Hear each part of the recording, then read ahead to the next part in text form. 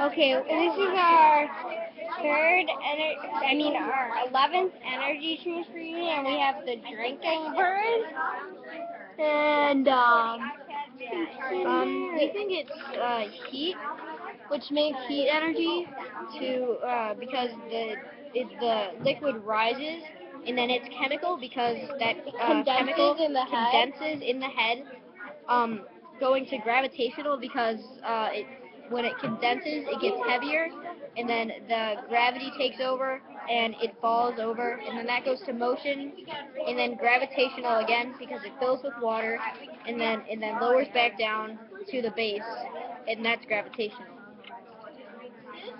And then Well then, yeah, it also starts off with motion because that's like where all of it starts. So it goes back to the beginning, and then that's again. If you watch and then so now it's the heat, and then it condenses in the head, it goes down with the gravitational, then all the liquid comes back to here, the bottom, and then the bottom gets heavy, makes it turn around, and then it starts all over again. so I think that's it. all right. Thanks for watching.